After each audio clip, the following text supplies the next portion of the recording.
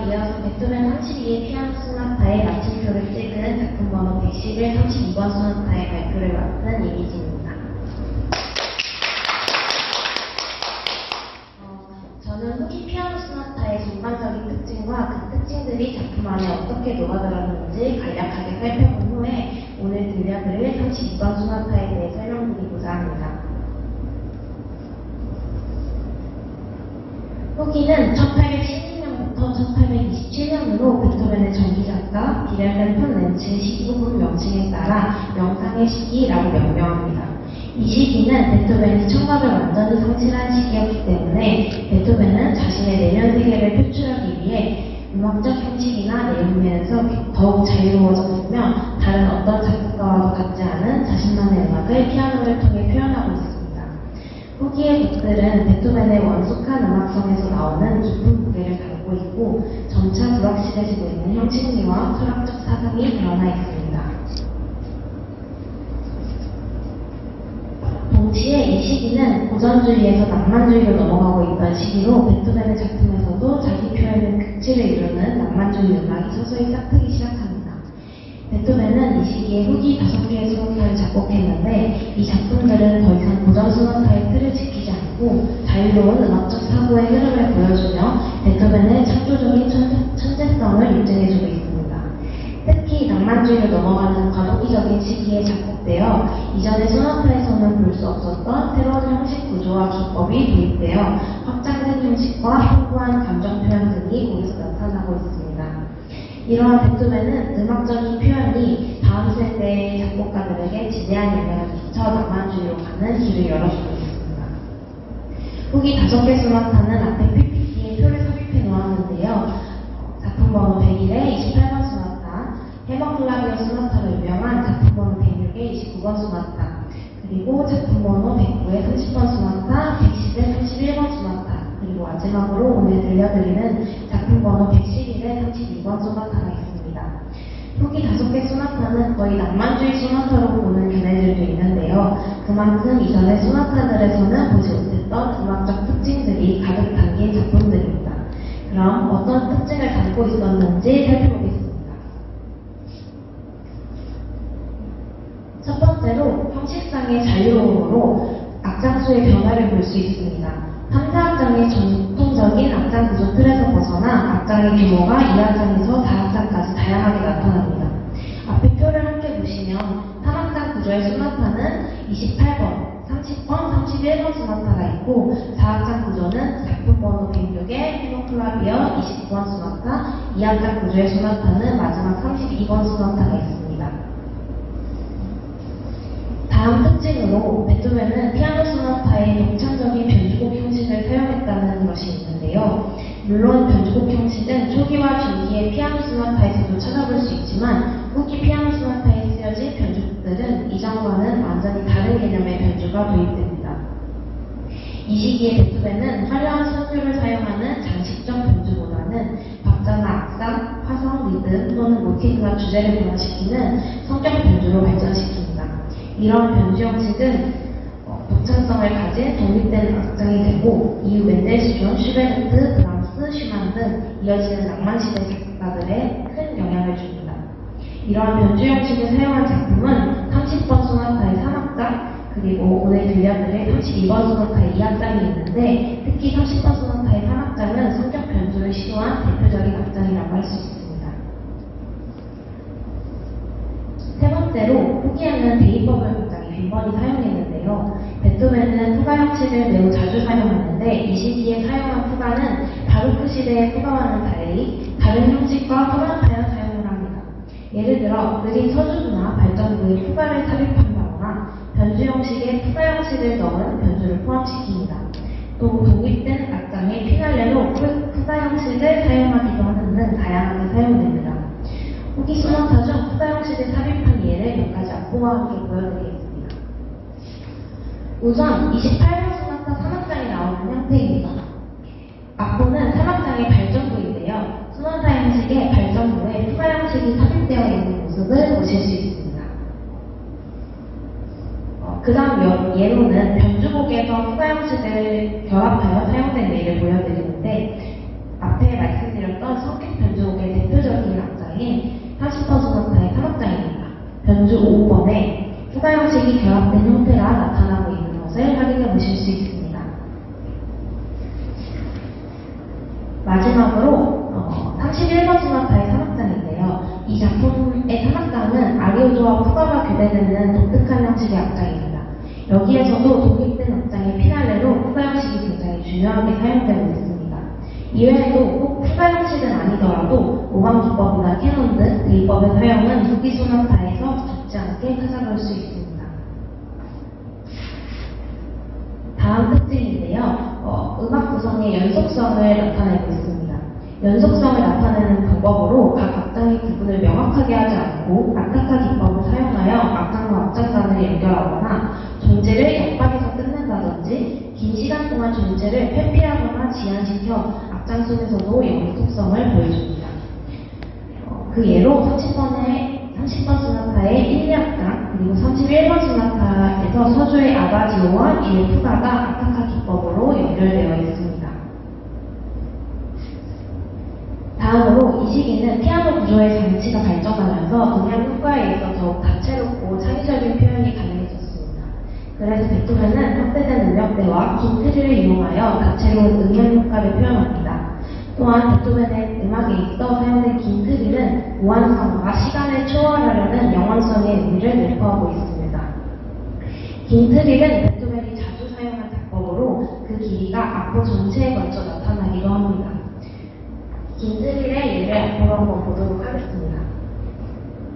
악보는 30번 소나타의 3악장 변주 형식입니다. 오늘 자주 등장하는 작품인데 변주 6에 긴 트릴을 활용한 변주 형식이 들어가 있는 모습을 볼 수 있고요. 다음으로는 오늘 들려드릴 32번 소나타의 2악장입니다. 이 2악장은 초월주의의 대표적인 악장이라고 알려져 있는데요. 이 변주곡 악장에서도 마지막 변주에 거의 한 페이지를 걸쳐 긴 트릴이 등장하고 동시에 굉장히 높은 음역대가 사용되고 있는 모습을 보실 수 있습니다. 이렇게 긴 트릴과 극단적인 음역대는 후기 소나타에서 베토벤의 내면을 표현하기 위한 수단으로 사용되었습니다.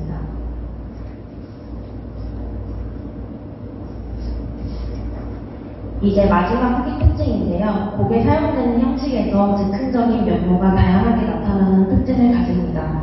무슨 형식이라고도 할 수 없는 마치 작곡가가 의식의 흐름대로 작곡한 듯한 즉흥적인 패시지가 나타나는 경우도 있고 즉흥적인 성격을 가진 카덴자 패시지, 레치타티보 기법 등이 자주 사용되기도 하면서 낭만주의적인 면모를 나타냅니다. 그 예로 해머 플라비오 소나타인 작품 번호 106입니다. 이 작품은 4악장 소주의 악보를 가져왔는데 보시면 라르고의 지시어로 시작되고 그 다음에 음폭소 피우 비바체 그리고 다시 템포 1으로 돌아오면서 잦은 템포 변화가 있음을 볼 수 있습니다. 또 10마디 낭식되는 짧은 구성에서 세디단 음표의 한 아이디어가 시작했다가 곧이어 페르마타와 함께 중단되고 마치 어떤 음을 찾아가듯이 잦은 쉼표의 사용과 함께 아이디어를 제시하고 또 페르마타로 중단합니다. 이런 방식이 연속되다가 템포 1에 도달해서야 어느 아이디어를 채택한 듯 곡이 진행됩니다. 이러한 방식은 소나타라는 장르를 구성한다고는 믿을 수 없을 만큼 즉흥적인 부분이라고 할 수 있습니다. 다음으로 작품 번호 110의 31번 소나타 3악장입니다. 이 작품은 클라비코드의 비브라토를 표현하던 대봉주법이 사용된 악장으로 알려져 있는데요. 앞에 보시는 악보의 두 번째 단에 등장하는 32분음표의 형태가 그 대봉주법을 나타내고 있습니다. 첫 번째 단에는 레치타티보 표기와 함께 즉흥적인 성격의 패시지가 사용되고 있습니다. 이처럼 베토벤의 마지막 5개 피아노 소나타는 음악사에서 새로운 전환점을 만들어내며 앞으로 다가올 낭만주의의 길을 열어놓습니다. 왜 베토벤 32개 피아노 소나타가 바흐의 평균율에 이어 시작성서라고 칭해지고 있는지 알 수 있는 부분입니다. 그러면 32번 소나타에서는 어떤 특징을 보이고 있는지 살펴보겠습니다. 베토벤의 32번 소나타는 초연 이후 지금까지 많은 연주자들의 도전과 경애를 받으며 자주 무대에 올랐던 곡입니다. 음악사에서 한 거장이 전 생애를 걸쳐 심혈을 기울였던 장르이자 다른 장르의 음악을 위해 발판으로 삼았던 피아노 소나타라는 장르의 마지막 작품에 대한 의미와 무게감은 다른 작품과는 비교할 수 없습니다. 작품 배경 보시면 이 작품은 베토벤의 제자이자 평생 걸쳐 깊은 우정을 나눈 귀족 후원자 루돌프 대공에게 행성한 곡입니다. 1821년에서 1822년에 걸쳐 작곡되었으며 작품의 초부에 기인되어 있듯 1822년 1월 13일에 완성되었습니다. 이 소나타는 전통적인 고전주의 틀을 따르지 않는 2악장 구성을 가지고 있는데요. 당시 2악장 구조의 소나타는 상당히 이상하게 여겨질 수밖에 없었습니다. 베토벤의 조수이자 제자인 쉰들러도 베토벤에게 어째서 다른 소나타처럼 타악장을 만들지 않았는지 물음을 던지기도 하였고, 또 이 곡을 출판했던 출판업자 슐레징거는 베토벤이 다음 타악장을 보낼 때까지 출판본을 찍지 않겠다며 베토벤을 매우 화나게 한 해프닝도 있었습니다.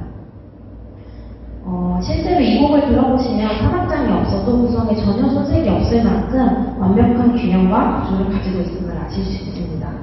후기에 베토벤이 귀가 완전히 들리지 않는 정도에 도달했고, 게다가 1821년에는 베토벤이 한때 존경했던 나폴레옹의 죽음과 경제적 어려움까지 겹치면서 굉장히 힘든 시기를 보냈습니다.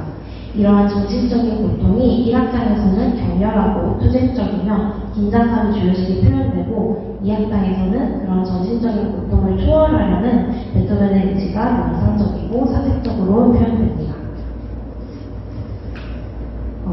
이 곡은 앞에서 말씀드렸듯이 극명하게 대조되는 두 개의 악장으로 구성되어 있는데, 표에서 보시다시피 C마이너의 소나타 형식과 C메이저의 변주곡 형식으로 구성되어 있습니다. 조성에서만 보아도 굉장히 대조적인 특징을 가지고 있다는 걸 볼 수 있고, 이 곡은 어둠과 빛, 지옥과 천국, 현실 세계와 이상 세계 등으로 불리기도 합니다. 이처럼 매우 대조적인 두 악장임에도 불구하고 베토벤만의 방법으로 조화를 이루며 한 작품 안에 융화되는 천재성을 보여주는 작품입니다. 1악장의 서두부입니다. 1악장은 대입법적인 기법을 사용한 장중하고 열정적인 곡인데, 후기 소나타 중 유일하게 서주부를 포함하고 있는 소나타 형식입니다. 서주부에서 마에스토조의 웅장하게, 장엄하게, 지시어와 함께 나타나는 감칠함은 고전주의 형식에 사용되었던 화성 중 매우 높고 긴장감을 촉발하는 음색으로 곡의 많은 부분에서 강렬한 색채감을 보여줍니다. 앞에 띄어드린 악보가 32번 소나타의 서주부인데요. 노란색으로 제가 포인트 해드리는 부분이 감칠도의 저음표 리듬 진행과 감칠함이 1악장 전체에서 매우 특징적이고 중요한 요소입니다. 이러한 표현은 당시 베토벤이 처했던 괴롭고 힘든 상황에 저항하고자 하는 의지를 표출합니다. 다음으로 이 곡의 1주제와 2주제입니다. 32번 소나타 자체가 대조를 특징으로 하는 만큼 1악장의 1주제와 2주제도 굉장히 대조적인 분위기를 가집니다. C마이너의 1주제는 격정적인 리듬과 다이나믹, 스폴전도, 스타카토, 또 급변하는 템포 표시 등으로 인해 아파시아나도 열정적으로 라는 지시어를 표현하고 있습니다. 2주제는 1주제와 대조적으로 갑자기 정적인 A플랫 메이저의 단선율로 등장합니다. 보통 고전주의 소나타에서 2주제의 조성은 1주제의 5소 관객조이거나 나란한조를 사용합니다. 따라서 형식에 따르자면 이 곡은 C마이너의 나란한조인 E플랫 메이저로 2주제가 나와야 하는데, 이 곡에서는 장 3도 관계인 A플랫 메이저를 사용했다는 것이 굉장히 혁신적입니다. 이는 베토벤이 피아노 소나타에서 실험하고자 했던 3도 관계의 조성으로 이후 낭만주의 소나타에서 자주 나타나는 조성 관계입니다. 발전부는 후기 특징 중 하나의 대입법적인 진행으로 이루어져 있습니다. 총 20마디의 짧은 구성으로 이전에 베토벤이 작곡했던 피아노 소나타들의 발전부에 비해 굉장히 짧습니다. 후기 소나타로 갈수록 발전부가 짧아지는 특징을 보이는데, 이 또한 자유로운 형식을 사용한 특징이라고 할 수 있습니다. 마지막 1악장의 마무리의 코너입니다. 마무리 종지는 피카르디 3도로 나타났는데요. 피카르디 3도란 반주 음악에서 종지에 있어 3음을 변화시켜 원래 와야 하는 단 3화음이 아닌 장 3화음을 사용한 것을 말합니다. 이 작품의 경우 본래 종지를 사용하려면 악보에 보시는 오른손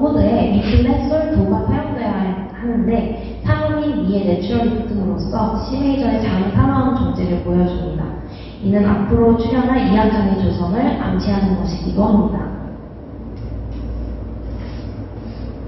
다음은 이제 2악장입니다. 2악장은 작은 규모의 아리아라는 뜻의 아리아가 제목이 붙어있고 그처럼 매우 선율적인 주제를 가지고 있습니다. 주제와 변주로 이루어진 악장이지만 전통적인 변주곡처럼 변주의 부분이 뚜렷하지는 않습니다. 변주 3까지는 격세로졸로 어느 정도 쉽게 구분할 수 있지만 그 이외에는 베토벤의 후기 소나타 특징 중 하나인 연속성을 보여주며 변주의 한 부분이 생략되거나 아니면 연결구가 삽입되는 등 부분이 흐려져 변주의 개수에 대해 5개, 6개, 7개 등 의견이 다양합니다. 이 악장의 전체적인 빠르기 지시어가 아다지오로 템포 변화가 없는데요. 앞부분과 같은 빠르기로 라는 뜻의 리스트소 템포의 지시어까지 붙어있어 보이기에는 박자의 변화가 없는 것처럼 보입니다. 하지만 각 변주곡의 음역 변화로 실제로 들리기에는 박자의 변화가 있는 것처럼 들리는데 PPT에서 보실 수 있듯이 세디턴 음표로 시작한 음역이 변주 2에서는 16분 음표, 변주 3에서는 32분 음표로 분할되면서 이렇게 전체적으로 음의 길이가 분할되면서 곡의 추진력이 증속하는 느낌을 자아냅니다. 마지막 변주에서는 아까 말씀드렸던 특징적인 긴 트릴이 주로 이루고 있습니다. 고음역의 G음에서의 트릴은 변주 시작에서부터 거의 곡의 마지막까지 끊기지 않고 지속되며 신비롭고 초월적인 분위기 가운데 주제의 음역은 악보의 파란색 표시처럼 트릴의 외선과 내선에서 번갈아 등장합니다. 극단적인 전후가 고음을 동시에 울리게 하여 중간에 턱 및 공간감을 느끼게 하고 고음역에 길게 지속되는 트릴을 사용함으로써 신의 무한함과 초월주의의 표현을 볼 수 있습니다. 마지막으로 제가 박사과정 문헌 수업 중에 들었던 흥미로운 이야기를 드려보고자 하는데요. 베토벤이 피아노 소나타의 긴 여정을 마무리하는 마지막 소나타, 마지막 악장에서 변주곡 형식을 택한 이유에 대한 것입니다. 일부 학자들은 변주곡 형식을 사용했다는 것에 대해 큰 의의가 없다고 보기도 하는데요. 하지만 베토벤이 후기 작품에서 자신의 음악관을 나타내는 형식으로 변주곡 형식을 빈번히 사용했다는 것을 미루어 보아 우연한 선택은 아니었음을 알 수 있습니다. 변주곡은 기악 장르의 최초의 형식입니다. 음악 형식이기보다는 하나의 주제가 작곡가의 능력과 상상력을 통해 얼마든지 변형될 수 있는 최소한의 규칙에 가깝다고 할 수 있습니다. 이토록 자유로운 형식을 대장정에 막을 내리는 데 사용했다는 것은 베토벤이 이 소나타 형식이라는 범주를 벗어나 어떠한 높은 경지에 도달했음을 말하고 있는 듯합니다. 베토벤의 32개 피아노 소나타는 베토벤의 인생의 발자취를 따라가는 듯한 느낌을 줍니다.